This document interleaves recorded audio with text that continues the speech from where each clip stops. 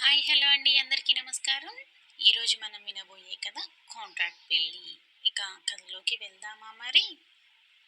నేను ఫస్ట్ నుంచి డాడీ దగ్గర ఎందుకు లేను మమ్మీ, నీ దగ్గర ఎందుకు ఉన్నాను అని అడుగుతూ ఉంటుంది.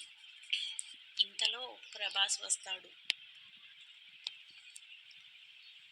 తను నీతు అడిగిన ప్రశ్న విని, నీ మమ్మీ నాకు తెలియకుండా నిన్ను చిన్నప్పుడే ఎత్తుకుని వెళ్ళిపోయిందమ్మా, అందుకే నా దగ్గర లేవు నువ్వు అని అంటాడు. నిహాల్ని మాత్రం నా దగ్గరే ఉంచింది, అందుకే తను నా దగ్గర ఉన్నాడు అని ప్రభాస్ చెప్తాడు. అలా ప్రభాస్ నీతుకి చెప్పేసరికి ప్రవళికకి కోపం వస్తుంది. ప్రభాస్ని కోపంగా చూసి, ప్రవళిక, ముందు మీ ముద్దుల కూతురు వెళ్ళిన ఫస్ట్ డేనే స్కూల్లో ఏం చేసి వచ్చిందో కనుక్కోండి అని అంటుంది. అప్పుడు ప్రభాస్ నీతు దగ్గరికి వెళ్ళి తన పక్కన కూర్చుని తన నుదుటి మీద ముద్దు పెట్టి, ఏం చేసావమ్మా ఫస్ట్ డేనే నువ్వు స్కూల్లో అని అడుగుతాడు. డాడీ, నాకు వాళ్ళ దగ్గర ఉన్న చాక్లెట్స్ నచ్చినాయి, అందుకే నేను వాళ్ళ దగ్గర నుంచి లాక్కుని తిన్నాను అని అంటుంది నీతు.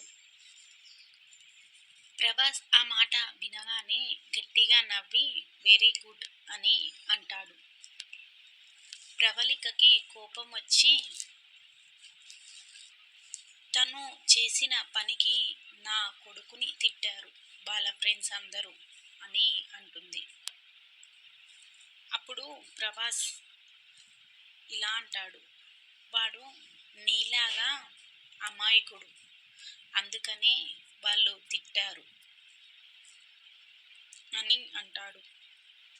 ప్రభాస్ ఆ మాట అనగానే ప్రవళికకి కోపం వచ్చి, దాని ఒక్కదానికే మీ బుద్ధులు వస్తే వేగలేక చచ్చిపోతున్నాను, ఇంకా వీడికి కూడా మీ బుద్ధులే వస్తే ఏమవుతాను అని చెప్పి నిహాల్ని ఎత్తుకుని తన రూమ్లోకి వెళ్ళిపోతుంది ప్రవళిక. ఏంటి నాన్న, ఎప్పుడు చూడు తిడుతూనే ఉంటుంది అమ్మ నన్ను, అక్కడ ఉన్నప్పుడు కూడా దీనికి అన్నీ వాళ్ళ నాన్న పోలికలే వచ్చాయి అని తిట్టేది, ఇప్పుడు కూడా అలాగే తిడుతుంది అని అంటుంది నీతు. అప్పుడు ప్రభాస్, చూడు నాన్న, మనకి ఏదైనా నచ్చితే కొనుక్కుని తినాలి, అంతేకాని వాళ్ళ దగ్గర నుంచి లాక్కుని తినకూడదు, అలా తింటే బ్యాడ్ గర్ల్ అని అంటారు అని అంటాడు ప్రభాస్.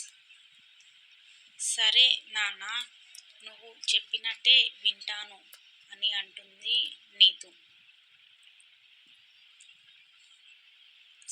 అప్పుడు ప్రభాస్ నీతుని వెతుకుని తన గదిలోకి తీసుకుని వెళ్తాడు.